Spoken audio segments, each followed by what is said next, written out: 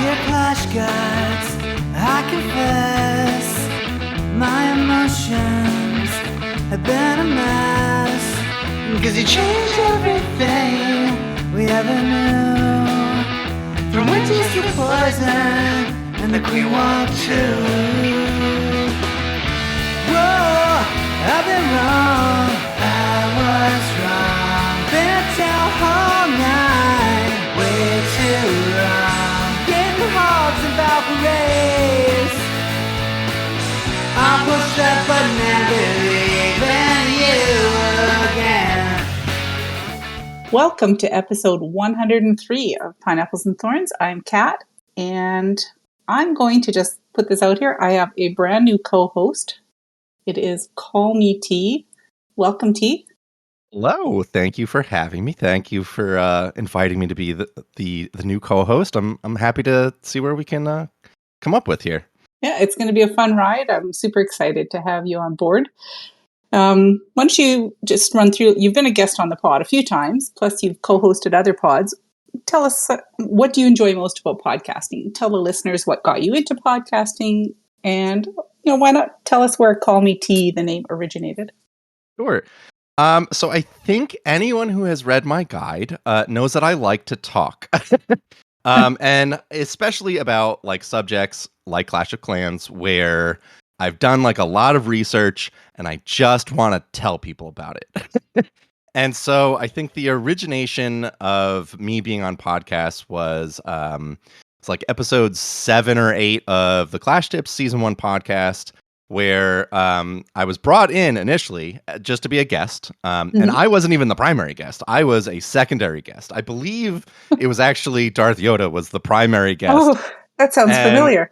Right. And Tip Dog was talking to him, and then he was talking to me, and he was like, tell us when you started playing Clash, how long have you been playing, like what accounts do you have? And I was like, well, I started playing in August of 2019.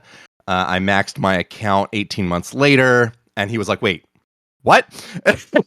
And he had never really done a deep dive into strategic rushing. And so that whole episode went from, it was supposed to be like Yoda and Sons of Guns and me as like, I was brought on as the original, well, technically the non-original, but before Yoda leader of Sons of Guns. And so I was just like supposed to be there as like history. And that very quickly turned into an entire episode about strategic rushing, how you could play an account from start to finish in 18 months and so on and so forth. So to me, I love podcasting because I get to just talk about stuff that I'm passionate about.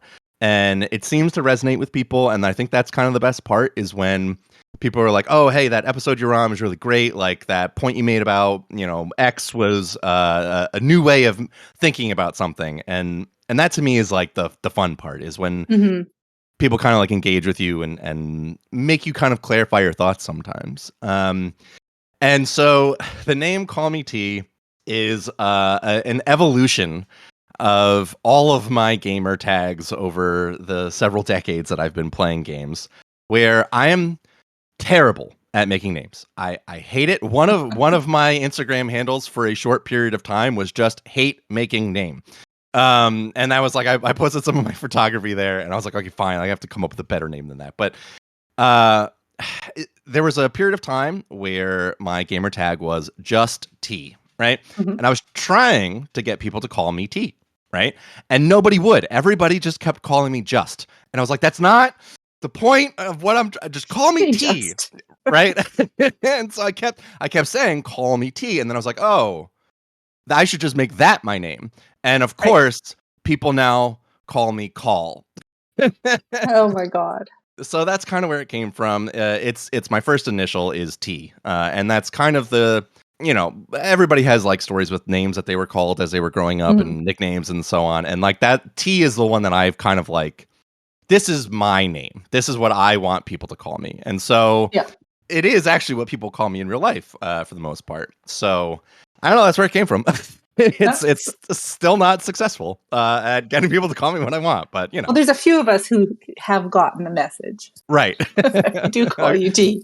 Right, exactly. It's funny. There are a couple of people in Sons of Guns who know they're supposed to just refer to me as T, and they'll just be like, "Hey, call. You got to fill your CC or whatever." And it's just like, oh. But yeah, It's enough to drive you crazy. yeah, for sure. Yeah, well, it is nice to have somebody on to exchange ideas with, and Hmm. and of course, having played the game for around 11 years now, Hmm. it's obvious that I am very passionate about the game. I've always been a maxer because I was Hmm. in global enough times and got shamed for rushing. So it's like it's really hard to wrap Yeah. your head around the idea of like I spent how many years maxing my accounts, and Hmm. somebody like, for example, Darth Yoda can come in within 2 years and be a max 17. It's like, wait a minute. Right. you know why there's like a whole episode here that we're going to be talking about strategic rushing in the Hmm. future. And I think one of the things that needs to be addressed is why doesn't Supercell Clash of Clans jump on this bandwagon? Right. Well, Because their goal is, and I know it's money, right, but to yeah. get people to the level where they can effectively play the game. Right. See, that's it. It's kind of a through line in my entire life of playing games in a way that's like wrong to the prevailing opinion. Mm-hmm. Where like when I play board games, I don't like the period of time where you know what the rules are, but you Mm-hmm. don't know what the strategies of the games are. Right. And I've had lengthy arguments in real life with people about this kind of thing where they get mad at me because I'll look up strategies online and I'll look up how people play games, after the first couple times where it's like, how the like for example, Settlers of Catan is one of my least favorite games of all time. And people kind of argue with me on that one because they think it's a great one. And I'm like, but once you learn how the game works, you're only actually playing the game for like 2 minutes, which is like in setup. And the rest of the game is random and kind of doesn't matter.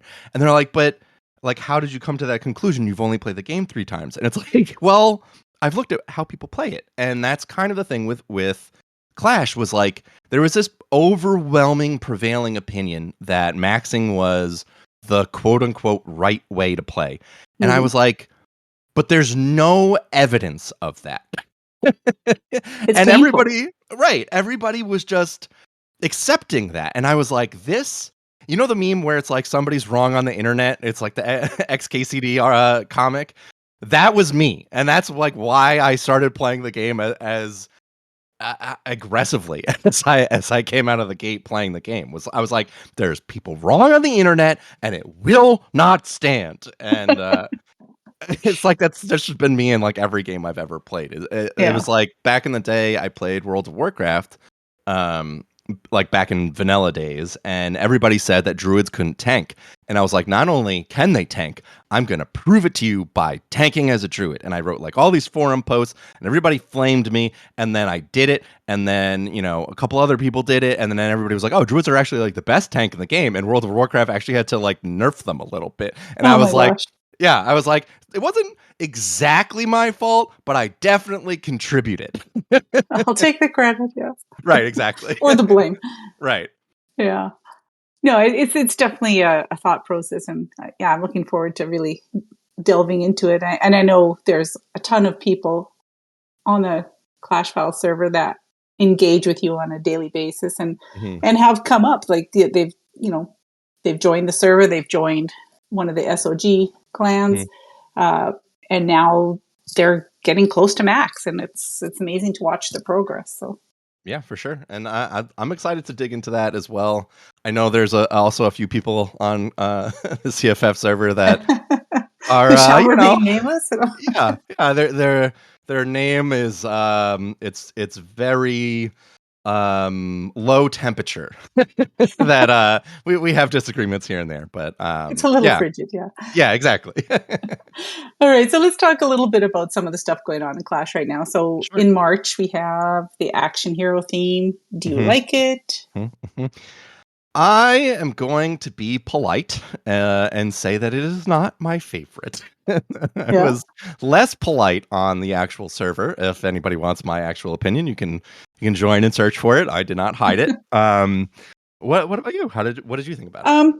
It really didn't seem like a logical theme to me. Like, where did this come Mhm, from? mhm. I know they're kind of looking for ideas, and I didn't buy the scenery or the skins. Right. Personally, I think I'm a little burnt out over Mhm, the whole sceneries and skins thing. They don't do anything for you in game. mhm, My favorite set was the magic set, which they all had the white hair, and they sold it as a set, mhm. and I think it was like $30 or something. And Right.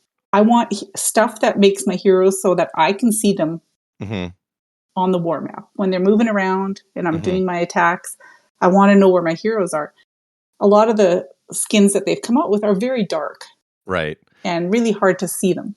Now I have a question. Since our last Mhm. episode, have you started to try to use the minion prints? No, I finally maxed him. Oh, nice.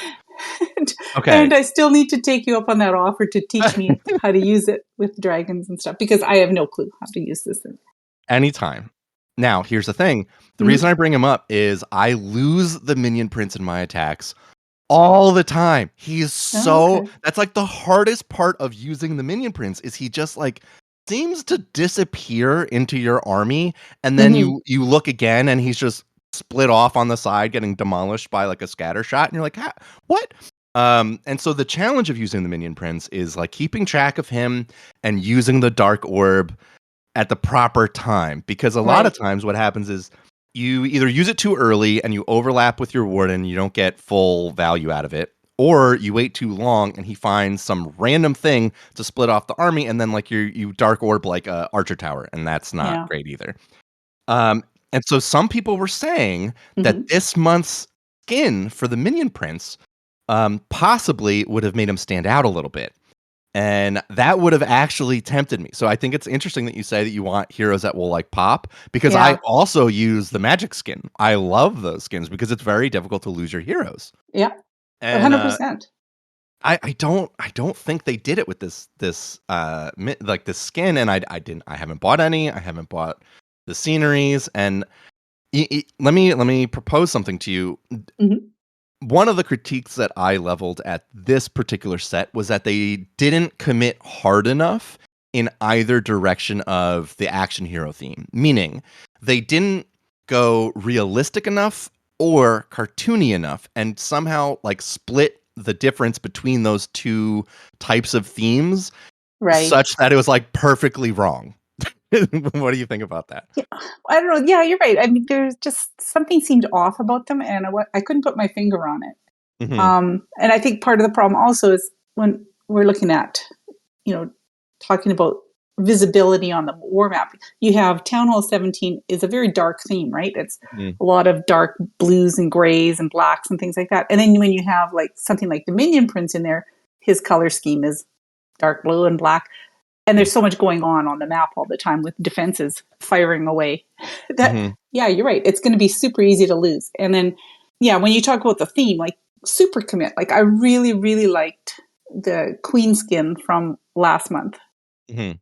I didn't buy it, but simply because I'm kind of just put off by having to spend that much money in Right. game for things, and I've got so many skins now and sceneries Now, that let me propose something else to you. mhm, So back when I was like initially playing, like 2020, mhm. 2021, I I'm on record. There's podcasts where Yoda and I were both on record being like, yeah, we're suckers. We buy these skins and these sceneries like pretty much every time they come out. But we were only getting, six or so Mhm. major skin sets a year and like four sceneries or so a year. Like, it's kind of like there'd Yeah, be a seasonal one in the fall, a seasonal one around Lunar New Year, a yeah, seasonal like spring summer one, and yeah. some random fourth one. Yeah, they were Um, special. right, and now I feel like there's not only are there too many. One of the things that I appreciated that Supercell used to do was there used to be cheap skins, right? Do you Mhm. remember they used to have like $3 or $4 skins, and those ones would only change your hero. And then the $10 skins would be the ones that had new animations. They changed like all the barbarians that spawned with the Barb King and the archers with the Archer Queen. Now, nobody is running those puppets equipment, right? Exactly. So now we still have these $10 skins. We don't get like one of my favorite skins. I don't run it anymore because I run the magic skin. But one of my favorites for the Barbarian King was I think it was like one of the champion ones or whatever. Yeah, I was just going to say it was the champion one because all his little barbarians ran out with little flaming swords. Yeah, Yeah. that was so cool. That was I was like, yeah, 100%. I'm going to reward that level of customization, uniqueness, like effort, all of those things. That's great. I am one of those type of people that does not want to just play a game for free and not reward the developers and like try to just be, it's not like taking advantage, right? Because it is a free to play game and people have different budgets, but like I'm willing to support a developer in these like they're non gameplay affecting purchases, right? Mm-hmm. And so for me, I'm willing to do that. I think that's great. I personally like that form of monetization much more than some of the other systems that are in the game.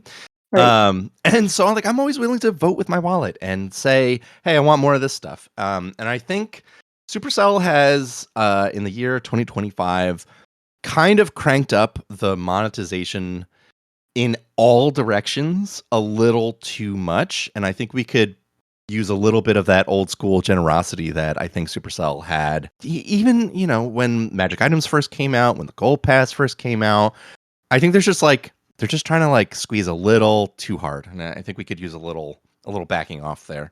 Yeah, because I think you're right. It's when I first started playing the game, there was very little to purchase in game other than gems. Mm-hmm. They slowly introduced new things and it was great, but the overall feeling was I can still play and be competitive and stay up to date in this game without having to spend a ton of money. Right. And now I feel like if you don't buy the event pass and you don't buy the gold pass, you're going to fall way behind on your equipment. That's a whole nother conversation, but it's just, I feel like you're right. It's being squeezed for every little penny, just to, that fear of missing out. Right. Right. And I think the only thing, the only little defense that I can offer for all of these little elements of squeezing is if you only want to max 2 pieces of equipment per hero, I think buying a couple event passes helps. Yep. And beyond that, you don't need to do it. Right. And so it feels very difficult, and I am a sucker. I have only skipped, I think, one event pass that had ore in it, right? Like the one we have right now, that's just resources. I have not purchased that one, and I will not be purchasing that one. But same. All of the event passes that have ore, aside from the first 1 or 2, where I was still doing the math and trying to figure out, like, is this worth it? Is it not worth it? All of those other ones I've purchased, and I'm almost done with all of my equipment, and I'm still buying all of this stuff because I'm like, well, more equipment's going to come out, and there's going to be an epic equipment for the minion prince that I'm going to want, so I might as well stockpile, and that feels not great. I think you hit the nail on the head where you were saying, like, years ago, it felt like the difference between a free-to-play player and someone who was a whale and just buying everything with gems and just maxing immediately was like the whale to me always felt like the ignorant player. I always felt like, oh, they're silly. Why would you do that? It only takes, X amount of time. And that's just like you're playing a game for fun. Like you play the game for fun. You get the resources. You will eventually end up maxed. And now it feels less like that is the case. I think with the December time reduction, that to me says, okay, we're still dealing with a Supercell that cares about the player base, that wants people to have fun, that is not wholly falling into this predatory monetization mindset. But there's a lot of other aspects where I'm like, "Eeh."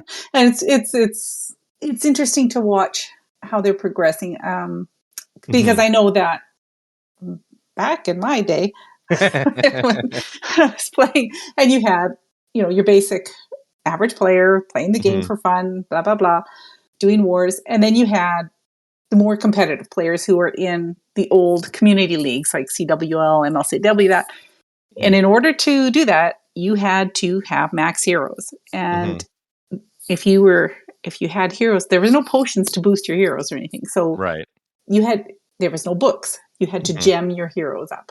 Mhm. So these guys were supporting the game. They spent hundreds and hundreds of dollars trying Right. to max their heroes and maxing their base and all that stuff. So, Mhm. nowadays there's so many options to, boost progression and things like that, which is great. It's just, I don't want Supercell to forget that there's a lot of people out here who really love the game and enjoy playing it, but we don't want to invest a ton of money in it. Right. Especially the people that like, for example, my max account, I'm still buying gold pass on, Mm-hmm. and it's like, why am I doing that? That's crazy. It's that This one should be gem supposed to, donation. exactly. Well, Yeah. and another thing that they've, given us, and they're gorgeous, are those legendary Mhm. sceneries. Yeah, it's Right. super expensive. I think in the States they're $35. In Canada, Mhm. it's closer to 50. I Mhm. mean, they're amazing and beautiful, and you can see how much work that they've put into it Mhm. artistically. I just wonder, I don't know if people buying them. I mean, I've run into them a few times, but to me, it's as an attacker, I'm not looking at anything other than the load screen, the Right. snake or whatever comes up. Mhm. Did you buy either of those? I have not. It's one of those things where it's just personally outside of the budget that I've set for myself for Hmm. Clash of Clans. Yeah. Like, I used to have actual dollar figures in the rush guide of like, my personal spending and what I thought was reasonable. And I still do in a couple places in terms of like which shop offers I think are good deals or not. And, I used to be willing to spend around 20-ish dollars a month on Clash because, Hmm. when I was playing it very seriously, it was one of the only games I was playing. I wasn't buying games for Xbox or PC. And gaming is something that brings me a lot of joy, a lot of entertainment and engagement in aspects that I don't necessarily get in real life. Like, I used to play competitive sports. Then I had a bunch of injuries. I couldn't play those kinds of competitive sports anymore. And for years, I was kind of floundering where I like that sort of mental challenge and that physical challenge. And now that I kind of can't really do that kind of physical challenge at the level that I would want to, I'm also much older now. Hmm. Um, Games are that kind of engagement, right? And for me, I was always like, I'm never going to try to only play stuff for free because there are developers and coders and teams that are making this stuff for us to engage with. So to me, $20 a month was a reasonable amount. And now it's Definitely. kind of like, you spend 7 on the gold pass. If it's an event pass month, you spend 5 on the event pass. Now you're at 12. And then it's like, well, what else am I buying? Like, well, I'm going to buy a $10 skin for one of my heroes. But if I want my heroes to match, which like if I'm caring about the appearance of my heroes, wouldn't I want them to match? Well, that's like $40, or now with the minion prints, $50. And then Yep. that's a lot more to me. And then you start talking about like a 35, like $35 is not, I, you know, I've played in games where the visual, like for example, the first Descendant, I have not purchased many skins. I've purchased like one or two because it is another free to play game, but their skins are like $50 for a single legendary skin, right? And Wow. that's crazy. And I just $35 to me is like, okay, this is basically half of a triple A console initial release. Yep. And I can't justify that. That Yeah. seems As that much seems as you love crazy. it, it's like Right. I think both sceneries are absolutely stunning and gorgeous. Mhm. And yeah, if I had huge disposable income. Sure, but especially in today's economies and stuff, people are a little tighter with their money. I'm not too sure how sustainable something like that is for them. I think we are kind of getting. Okay, I don't know this for sure. It is a suspicion I have. I know for sure that the Chinese market gets way crazier skins than we do. I've seen some, yeah. Yeah, it's like they don't even look like Clash of Clans anymore, and I suspect there is some level of reusing of assets that allows them to put these skins out as not necessarily like a well, we might as well, right? Like there is still additional work being put on them to localize them to America and all of the other like global markets and things. But I don't think that they're just making these solely for our market. I think there's some level of, cost Crossover. mitigation. Right. Yeah. And so I kind of feel like for them, maybe the testing is the price point, right? Like maybe they come down to $29.99 instead of 35 or, whatever. But I definitely think it's one of those. I understand that there are different teams at Supercell, and the artists that are making the sceneries are not the ones that are working on new troops and game balance and that kind of thing. But it's about the kind of message it's sending as Supercell's priorities to like put this kind of thing out while the game isn't necessarily in the healthiest of places, Right. And that's something that, we can dive into is allocation of assets, Right. Because there's been a few things teased for March. Right. They had that little calendar out, and it's sort of in the middle of the calendar, there was this little hint about a mini update. There's been rumors of a new builder base level, and I'm thinking, why? Right. Isn't it time to just get rid of it? And, Clan Capital, we're still waiting for levels for that. So perhaps instead of focusing on the cosmetics so much, perhaps take a good hard look at the game itself and say, what are people playing and wanting to play? What can we do to tighten the game up itself? Make it, streamline it a bit, focus our 100%. attention on main village and Clan Capital, get rid of builder base. I know Yoda loves to play builder base. Sometimes you just got to let it go. Right. You know what the funny thing is? I used to be a defender of Builder Base 1.0. That's like probably the most shameful secret that I Dirty have. little secrets are coming out. Right? So here's the thing. One of the things that I think Supercell was trying for, and personally for me, I thought Builder Base 1, I'm not saying it was a massive success, but it was somewhat successful for massive. me. Every time someone talks about builder base, it's massive. Right. So when you're playing Clash, right, you do your 2 attacks and then you just kind of sit there, right? There's nothing else to do. So I liked using Builder Base as I'm sitting here watching TV. I did my 2 farming attacks. I would like to, for me, I would like to not forget to do 2 more because that was usually my thought process. Like my brain is very much like, oh, squirrel, and gets distracted. So I would like pop over to Builder Base. It was great for clan games. It was great for, just messing around, like having additional Clash adjacent content to engage with. And then Builder Base 2.0 came out, and I was like, what is this? And why is this? Right. And the thing that I always struggled with is, okay, there's a known thing in game design that if you have 2 ways to play your game, one is fun but suboptimal, and one is not fun but optimal, a huge portion of your player base will choose the unfun but optimal way to play. And so one of the challenges that you have as a game developer is to try to make all ways of engaging in your game some level of fun and some level of optimal, right? And Builder Base has never really hit that out of the park. It has always struggled a little bit. And the quit, like the drop troops and quit method of playing Builder Base has always struck me as bad. and I did not do it for a very long time. I resisted it, and then I was like, okay, I can't. Builder Base Just can't do this 2.0. I anymore. just drop my baby dragons and quit the game. It's just it is what it is. Yeah. But I very rarely go to the second half of the village to get that Right. 200, unless I'm doing a challenge in clan games or something. It's Mhm. like get my 50% and quit. It's Right. like I can't be bothered.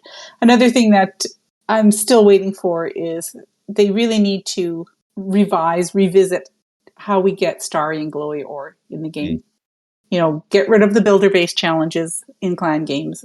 Bring in some ways to get starry and glowy ore. Like, there's lots Yeah. of opportunities to really engage people and get people re-engaged in doing things like clan games. Everybody needs ore, right? So Right. nobody needs stuff from builder base. Listen, those builder base runes are 50 gems, and that's very valuable to me. Oh, don't forget the star jars. Those are 10 gems each. Oh man, I have. Oh, I can't even tell you how many I have of those. That's just bad. I think you're 100% right that clan games. Here's the thing. Why do we still only have 5 tiers of clan games?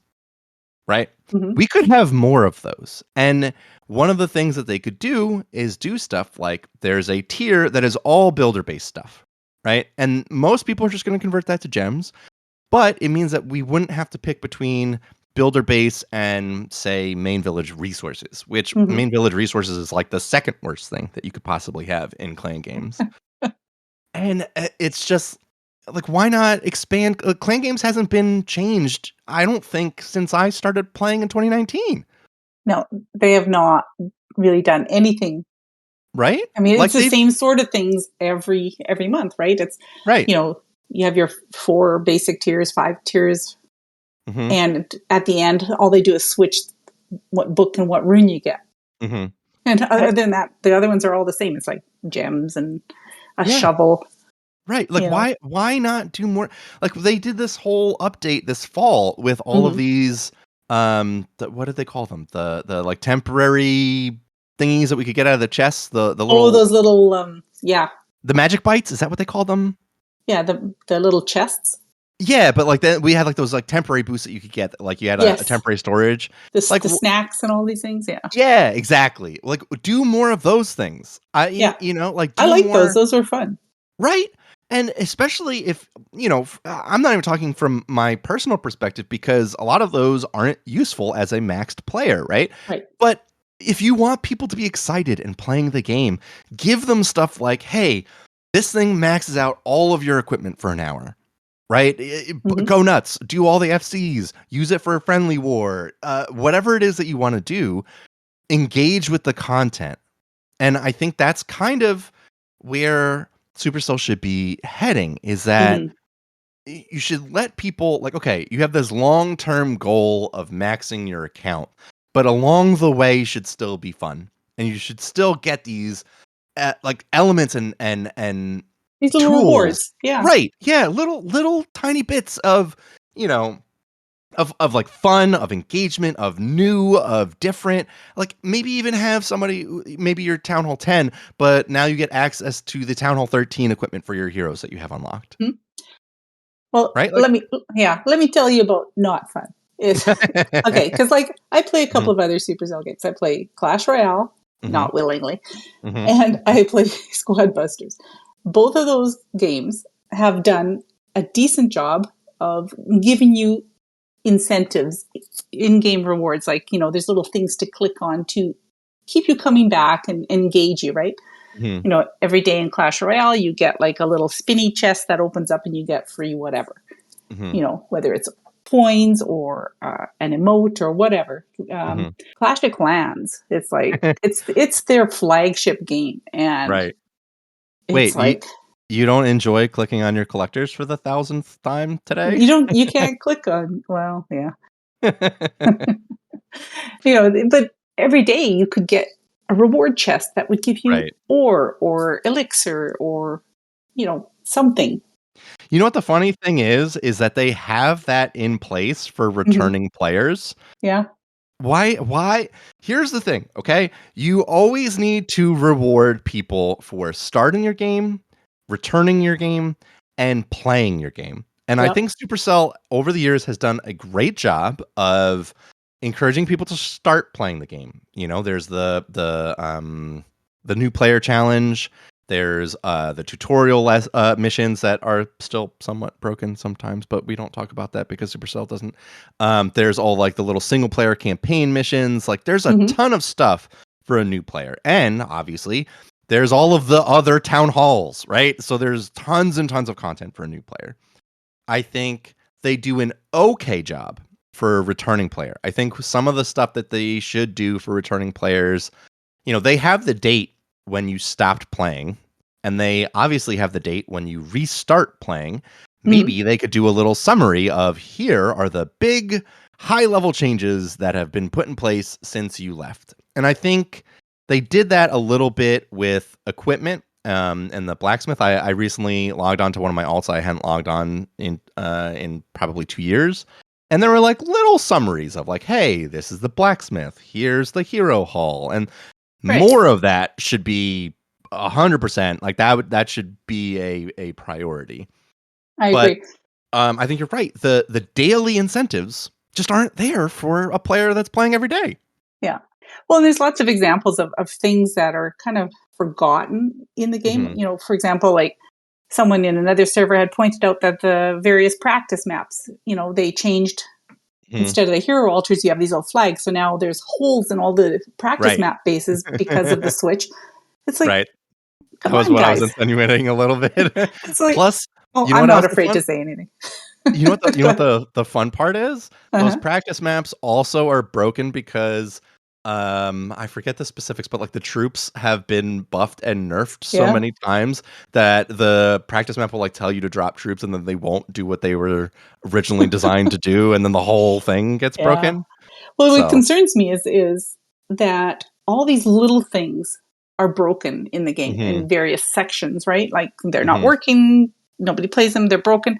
It's like they need to address some of this stuff. You can't just keep adding more content, because you keep building on a broken base, it's going to collapse at some point.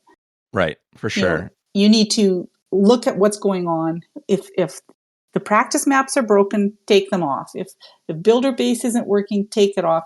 You know, fix your game, Supercell, because we enjoy playing it and we want to keep supporting you.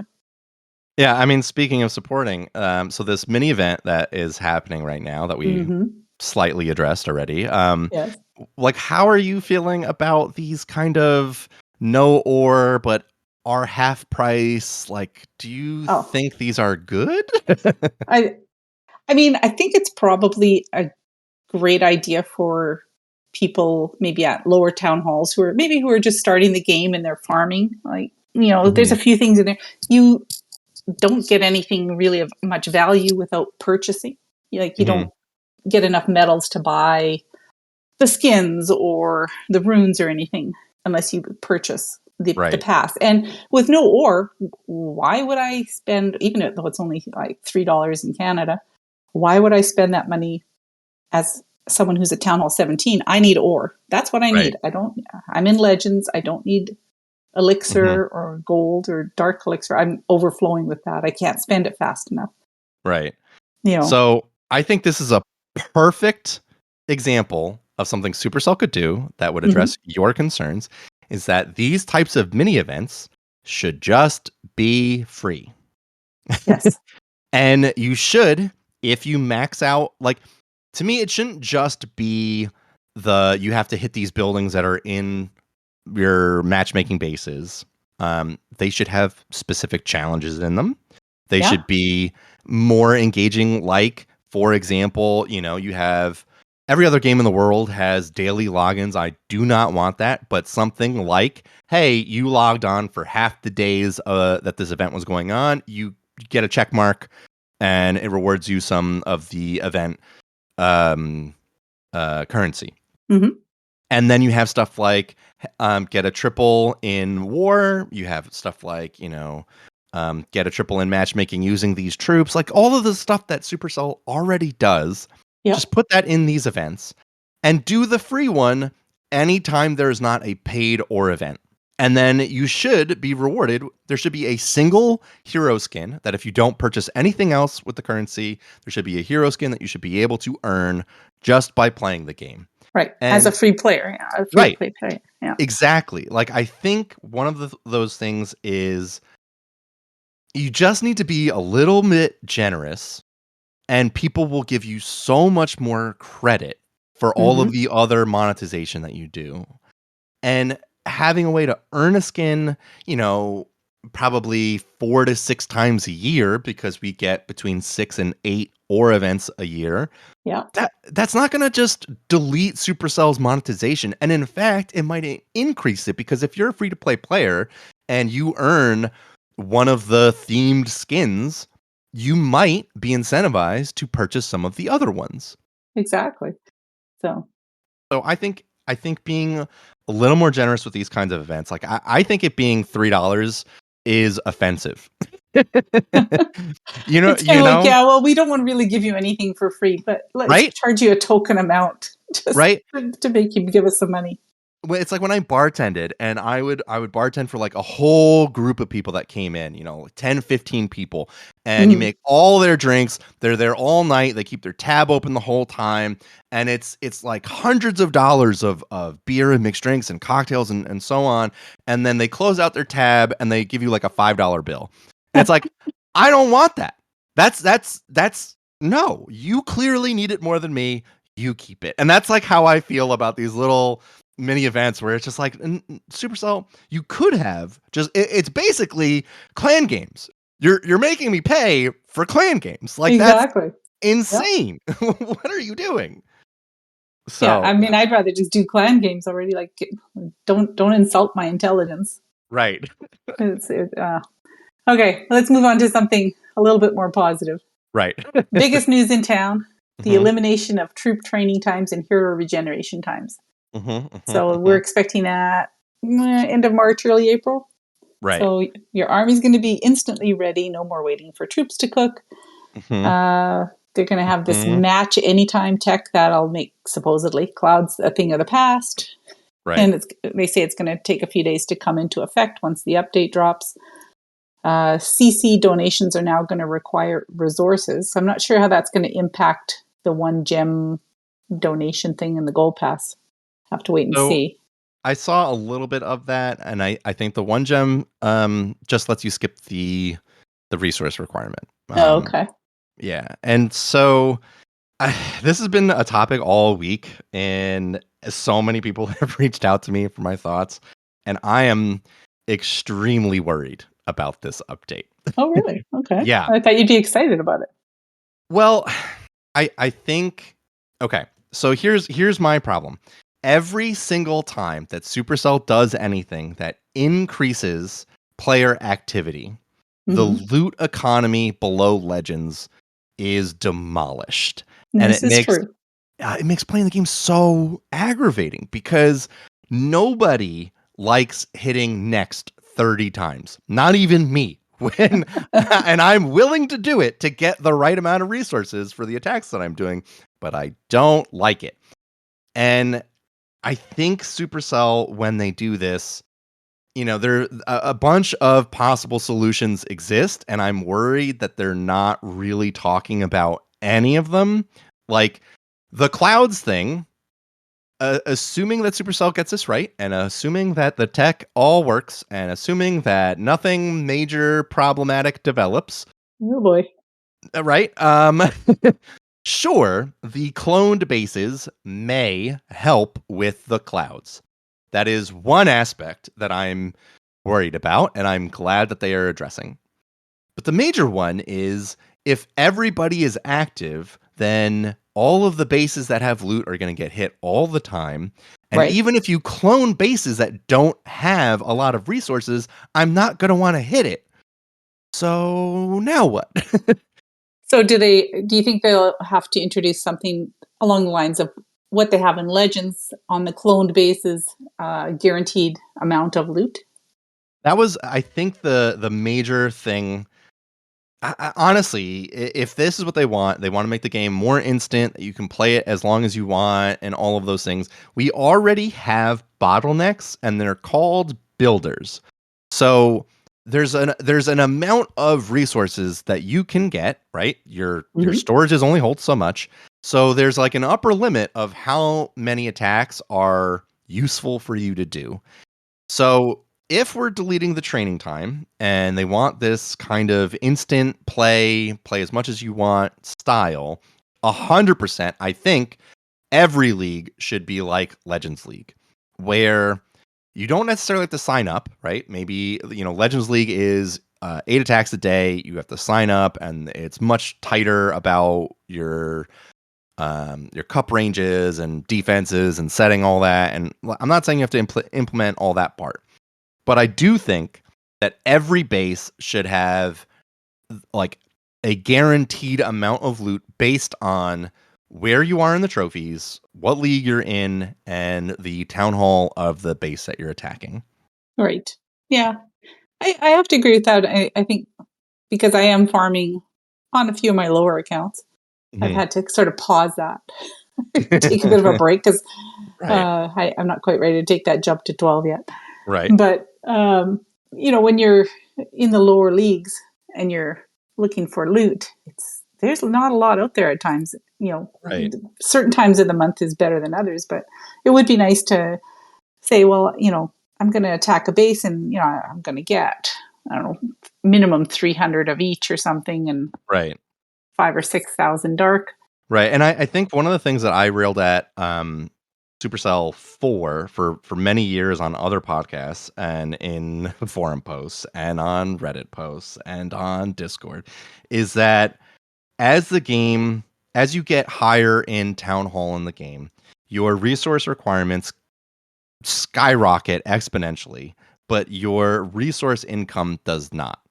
Mm-hmm. And in a game where we know that the average player quits around Town Hall 12, well, there's a reason, right? Because the game goes from this kind of fun thing that you can engage with, and it's not too difficult to farm, and it's not too grindy to keep your resource requirements up, and you're getting all these new tools all the time, and you're getting all these fun toys and troops and spells, and then you hit, I think the brick wall is probably closer to Town Hall 13 nowadays. But you get to that point, and all of a sudden you need 12 million gold when before an upgrade was 4 million gold. Right. But, you're still getting 600,000, 600,000, 4,000 from every attack that you're doing, which is like, that's not scaling correctly. If you want me to have to do a 20 million gold upgrade, that's fine.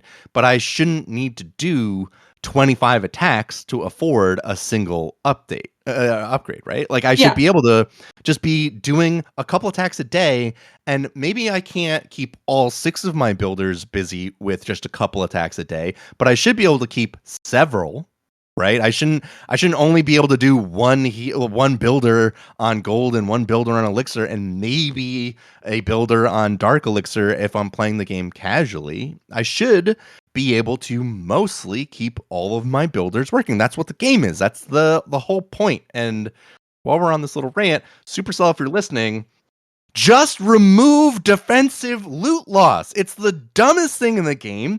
Nobody likes it. It's not fun. And it's like an antiquated part of the game that doesn't matter. Like the loot cart exists because everybody feels bad when you log in and see that you got tripled and all your loot is gone. Just remove it. Especially at the lower levels, like it's so hard to get dark elixir.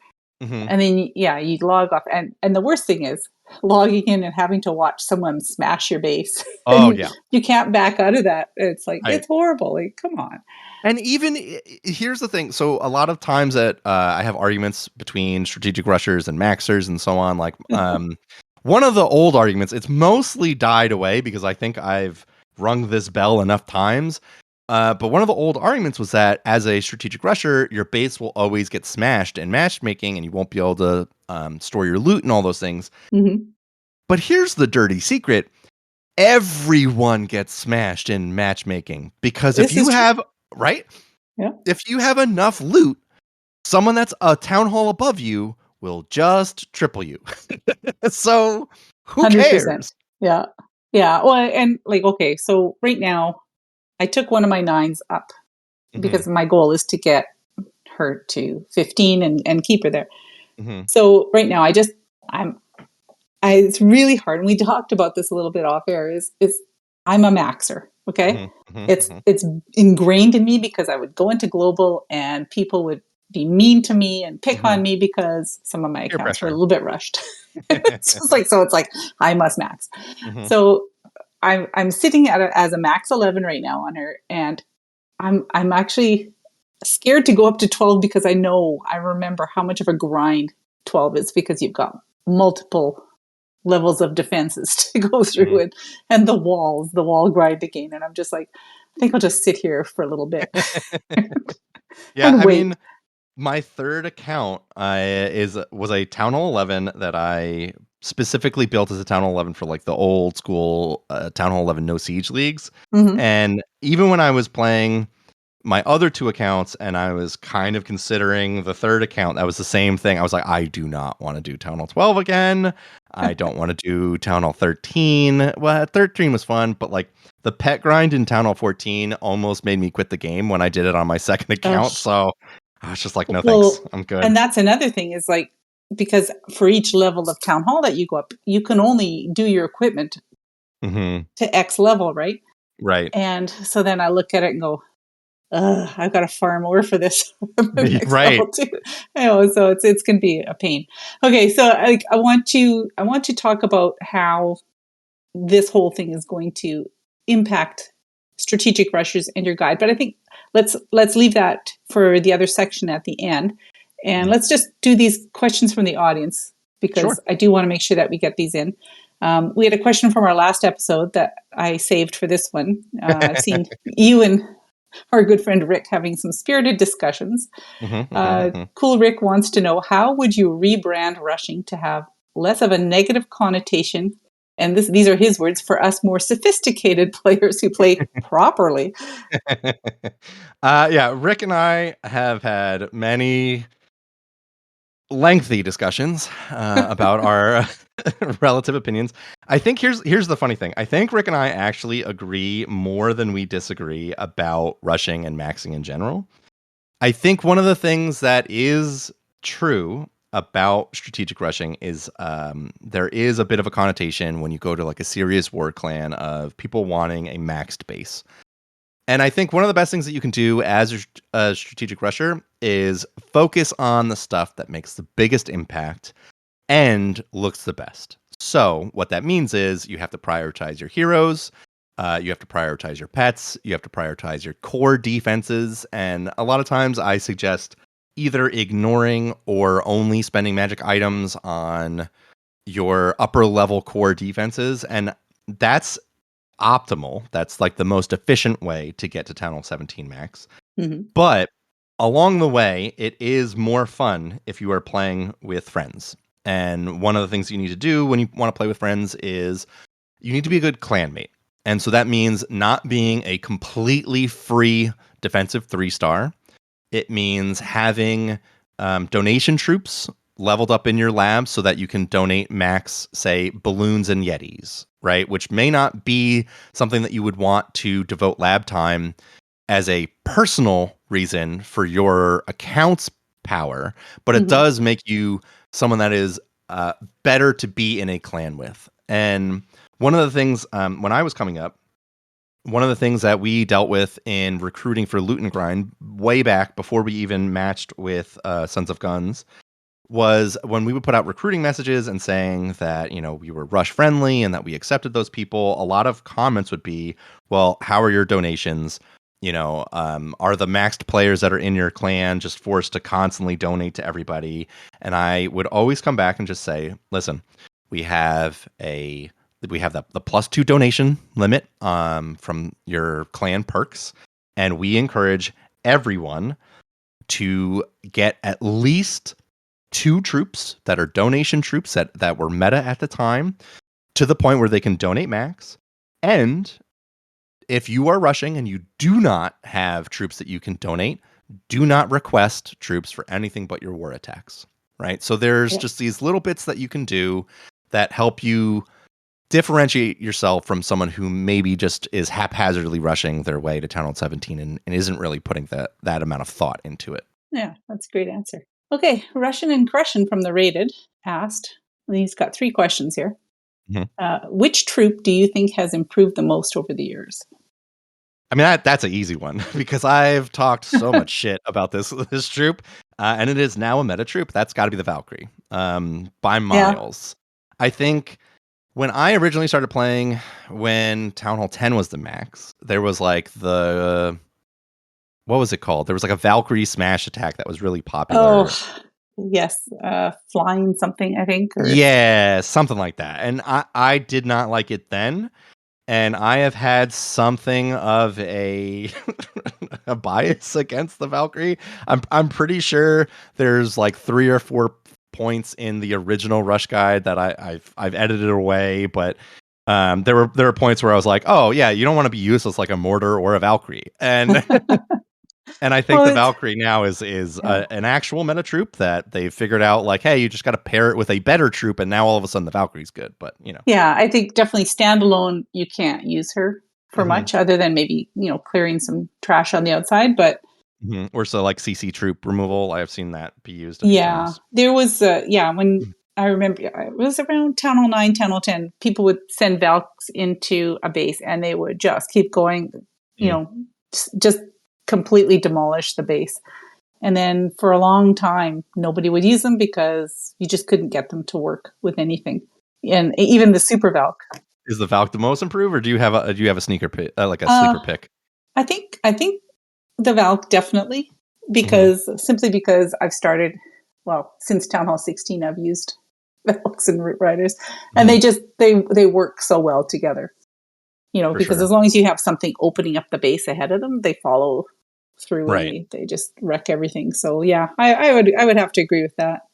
What? Let me ask you because I do have an answer for this. Mhm. What do you think the troop has fallen off the hardest is? Ooh, that's a good one.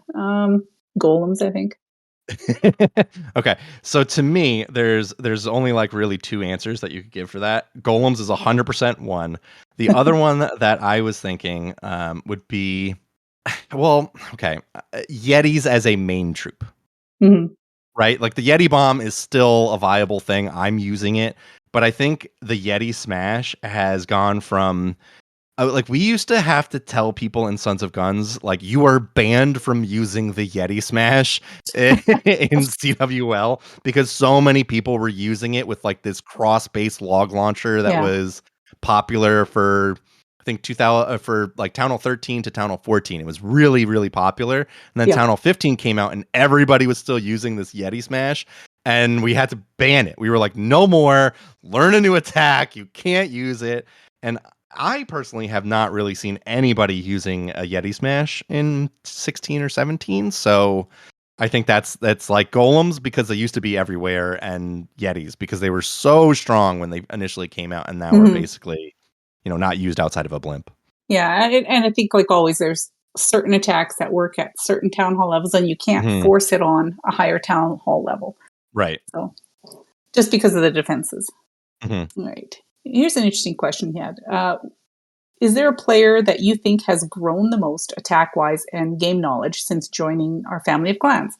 I mean, there's so many guys and gals coming up in Sons of Guns and Loot and Grind that join the server and they're like, "How do rush?" and then are all of a sudden a few months later nearly maxed, tripling out, perfecting in CWL.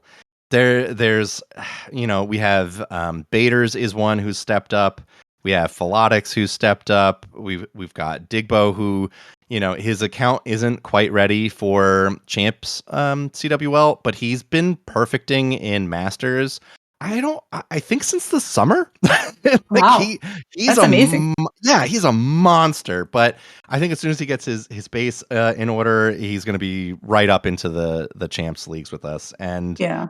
it's you see it happen time and time again where One of the reasons why I was motivated to put the rush guide out was because you see these people who were previously stuck at Town Hall 9 or Town Hall 12 or Town Hall 14, where they're extremely long grinds if you're trying to max them.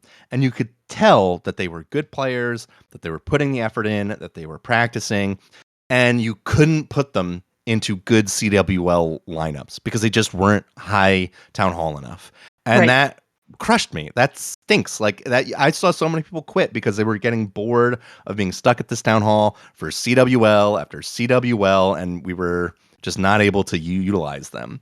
Where rushing lets you get those players into a Town Hall level where they are relevant way faster. And I'm just excited to see that keep happening. Yeah, and from my perspective, like we have RedThorn, the Rated, and Shiny Gemeralds, and each clan has their style of play. The Rated is super competitive, and RedThorn's a little more chill, and Shiny is a mix of strategic rushers and max players. So I think it's really fun to watch people come into any of those clans and just sort of find their groove and find that this is a good fit for me and learn new attacks and you see all the activity in the clans and friendly challenges, people trying to triple someone else's base and figuring out a new attack. It's a lot of fun. So I really can't pinpoint one person. All right, let me ask you this question because I do not have an answer for it. Okay. So Russian and Crushin also asks, which troop from the other Supercell games would make a great addition to the game, either as a troop or as a hero skin? Another Supercell game. That's a tough one. Well, I mean, there's lots of crossovers in other games from Brawl Stars, and we've had a few come in the past. I'd like to see maybe the Bandit or something like that. Where she's like a little bit invisible and then she gets this little burst of speed to attack something. I think that would be fun. And which game is that from? She's in Clash Royale and also Squad Busters. Gotcha. I do have one answer. I can't remember the name of the champion hero, whatever it is in Brawl Stars. The one, he's a little robot and he throws wine bottles and the wine bottles smash. Oh, really? Oh, is that Dynamite? Maybe. No. I haven't played in forever. Since 2019, actually. I switched from playing Brawl Stars to Clash of Clans.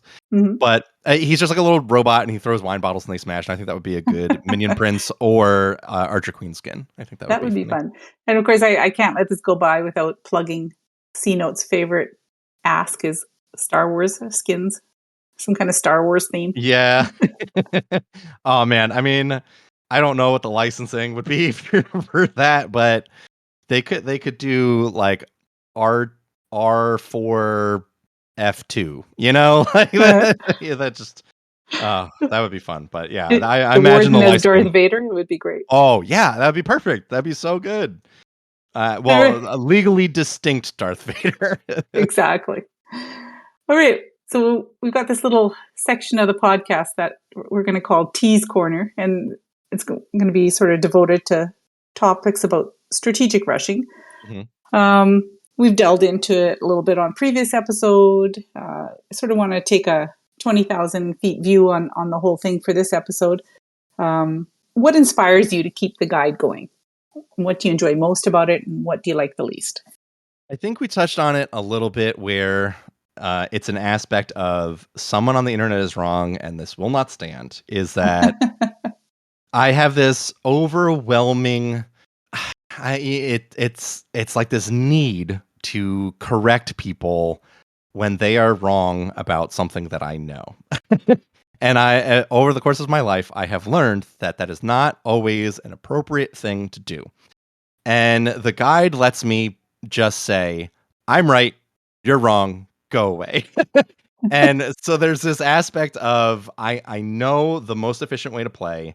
And if you are looking for the most efficient way to play, here is not only just your guide, but this is also the thing that you can point to when people get mad at you about it.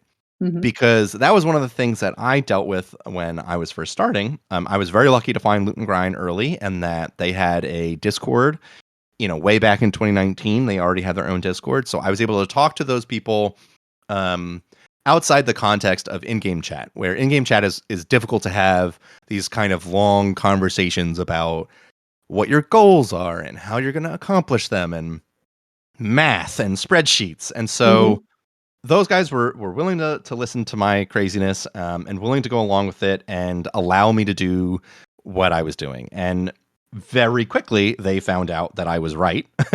And I converted a lot of people rapidly to my way of thinking. And at that time, I did not have a guide. I was using the Clash with Dusk method, which is pretty much what I built my guide off of. And so what I like about it is that it's the same sort of thing when I was coming up in school. My trouble with school was always that in math and science, a teacher would explain something to me the first time, and I'd be like, cool, I got it. And then we would spend 45 minutes doing that same thing, and I would get very bored, and I had to learn that it was inappropriate to take books out, like fantasy books like Wheel of Time and Game of Thrones. Those were not appropriate to take out in middle school and start reading in the middle of math class. And what I found out was, other people would get mad at me because, it was easy for me and I was not the most humble about it.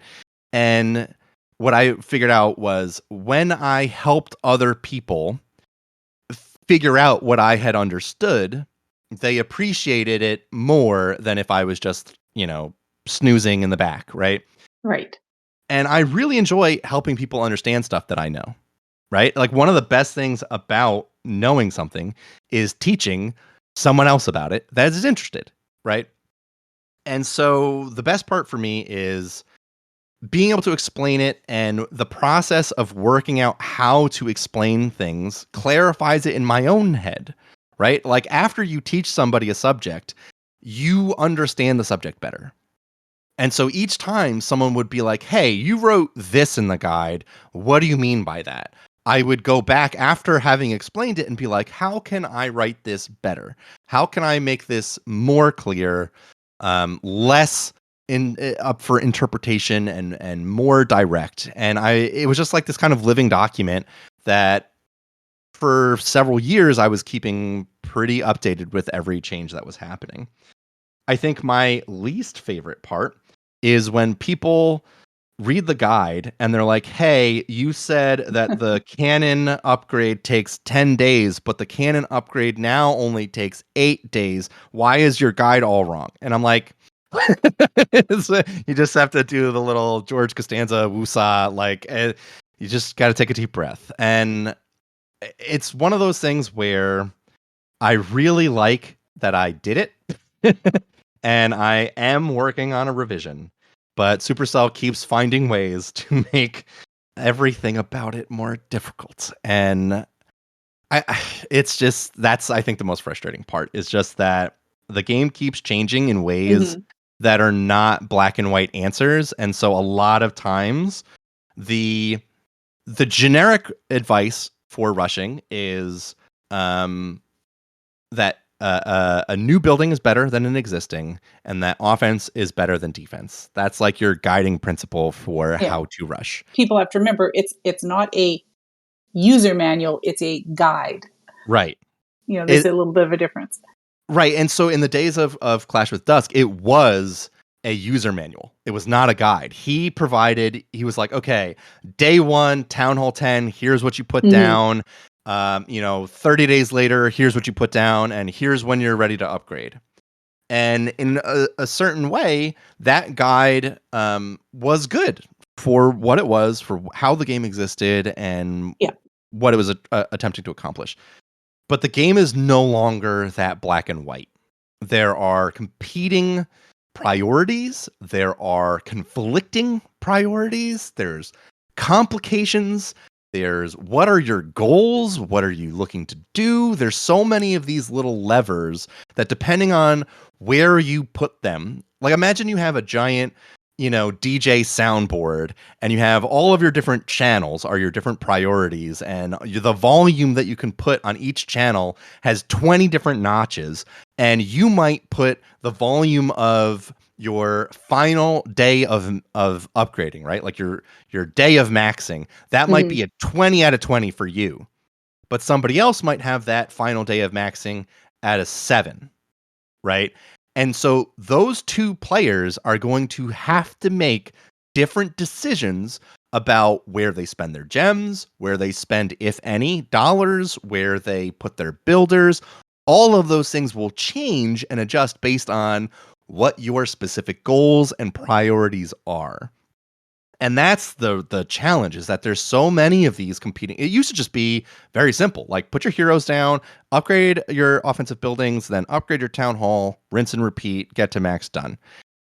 And now it's just like, well, you got your equipment, you got 5 heroes that you can only use 4 of, you got you got pets, it's like, you got pets, like we don't have more builders, but we have more things we need to use them for. And so it's a challenge for sure.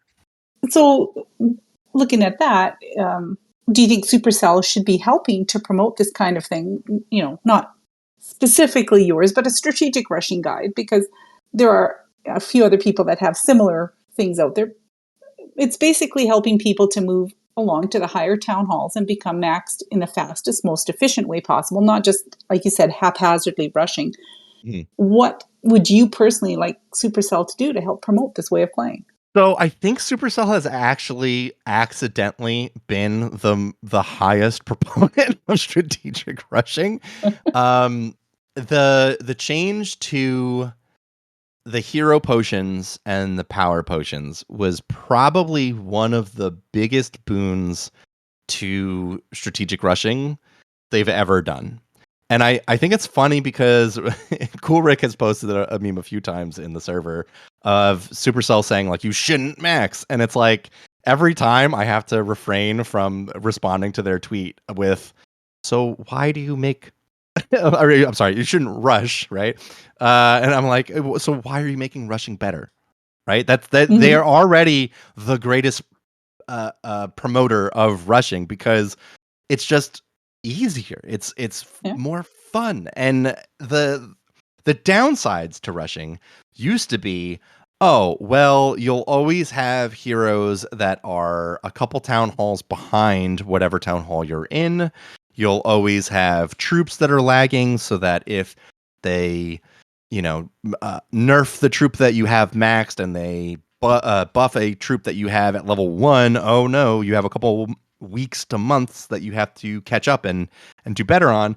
And now it's like, I have to make arguments with people about not rushing to Town Hall 16 with level 1 heroes. That's how little the downsides of rushing affect you in 2025. Wow. So I don't think there's anything that Supercell could really do to make it any better or easier to rush. is the honest answer. I think the only other thing that I would think that they could do is, the merge defenses are good, but having to upgrade your archer towers and your cannons all the way to level 20, 21, and then your eagle artillery you have to max, and then you immediately lose it. I think those things are kind of... Oh my God. I think those are not great elements that, at some point, maybe Town Hall 19, at that point, will have so many merged defenses that you'll actually get stuck at 16 and 17 for extended periods. But even then, it's really not that bad. You'll catch up and be fine.